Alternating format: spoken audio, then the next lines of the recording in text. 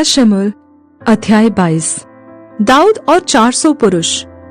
दाऊद वहां से चला और बचकर अदुल्लाम की गुफा में पहुंच गया।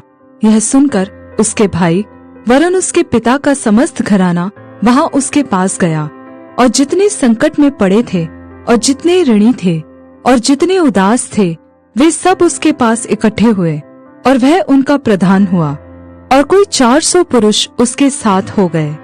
वहां से दाऊद ने मोआब के मिस्पे को जाकर मोआब के राजा से कहा, मेरे पिता को अपने पास तब तक आकर रहने दो जब तक कि मैं न जानूं कि परमेश्वर मेरे लिए क्या करेगा। और वह उनको मोआब के राजा के सम्मुख ले गया, और जब तक दाऊद उस गढ़ में रहा तब तक वे उसके पास रहे।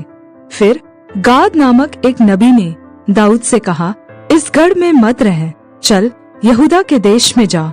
और दाऊद चलकर हेरेत के जंगल में गया। तब शाऊल ने सुना कि दाऊद और उसके संगियों का पता लग गया है।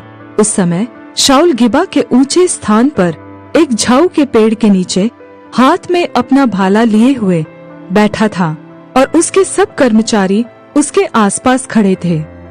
तब शाऊल अपने कर्मचारियों से जो उसके आसपास खड़े थे कहने लगा, हे बिन्यामीनियों सुनो, क्या यिशै का पुत्र तुम सभी को खेत और दाख की बारियां देगा? क्या वह तुम सभी को सहस्रपति और शतपति करेगा?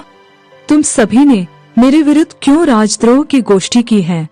और जब मेरे पुत्र ने यिशै के पुत्र से वाचा बांधी तब किसी ने मुझ पर प्रगट नहीं किया, और तुम में से किसी ने मेरे लिए शोकित होकर मुझ पर प्रगट नहीं किया कि मेरे पुत्र ने मेरे कर्मचारी को मेरे विरुद्ध ऐसा घात लगाने को उभारा है जैसा आज के दिन है। तब एदोमी दोएग ने, जो शाऊल के सेवकों के ऊपर ठहराया गया था, उत्तर देकर कहा, मैंने तो यिशै के पुत्र को नोब में अहीतूब के पुत्र अहीमेलेक के पास आते देखा, और उसने उसके लिए यहोवा से पूछा और उसे भोजन वस्तु दी, और पलिश्ती गोलियत की तलवार भी दी।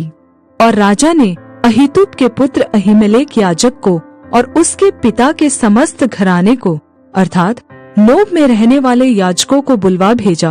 और जब वे सब के सब शाऊल राजा के पास आए, तब शाऊल ने कहा, हे अहीतूब के पुत्र सुन। वह बोला, हे प्रभु क्या आज्ञा? शाऊल ने उससे पूछा, क्या कारण है कि तू और यिशै के पुत्र दोनों ने मेरे विरुद्ध राजद्रोह की गोष्ठी की है? तूने उसे रोटी और तलवार दी, और उसके लिए परमेश्वर से पूछा भी, जिससे वह मेरे विरुद्ध उठे और ऐसा घात लगाए जैसा आज के दिन है।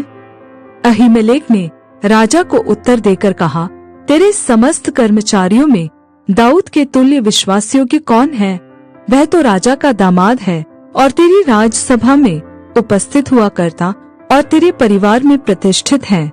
क्या मैंने आज ही उसके लिए परमेश्वर से पूछना आरंभ किया है? वह मुझसे दूर रहे। राजा न तो अपने दास पर ऐसा कोई दोष लगाए, न मेरे पिता के समस्त घराने पर, क्योंकि तेरा दास इन सब बातों के विषय कुछ भी नहीं जानता। राजा ने कहा, हे अहीमेलेक, तू और तेरे पिता का समस्त घराना निश्चय मार डाला जाएगा। फिर राजा ने उन पहरुओं से जो उसके आसपास खड़े थे आज्ञा दी, मुड़ो और यहोवा के याजकों को मार डालो, क्योंकि उन्होंने भी दाऊद की सहायता की है, और उसका भागना जानने पर भी मुझ पर प्रगट नहीं किया, परंतु राजा के सेवक यहोवा के याजकों को मारने के लिए हाथ बढ़ाना न चाहते थे। तब राजा ने दोएग से कहा, तू मुड़कर याजकों को मार डाल। तब एदोमी दोएग ने मुड़कर याजकों को मारा, और उस दिन सनी वाला एपोद पहने हुए 85 पुरुषों को घात किया। और याजकों के नगर नोब को उसने स्त्रियों, पुरुषों और बाल बच्चों और दूध पीतों और बैलों, गधों और भेड़ बकरियों समेत तलवार से मारा।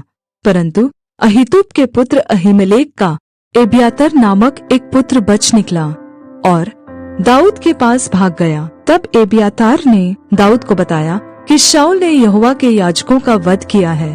और दाऊद ने एब्यातार से कहा, जिस दिन एदोमी दोएग वहां था, उसी दिन मैंने जान लिया था कि वह निश्चय शाऊल को बताएगा। तेरे पिता के समस्त घराने के मारे जाने का कारण मैं ही हुआ। इसलिए तू मेरे साथ निडर रह। जो मेरे प्राण का ग्राहक है वही तेरे प्राण का भी ग्राहक है, परंतु मेरे साथ रहने से तेरी रक्षा होगी।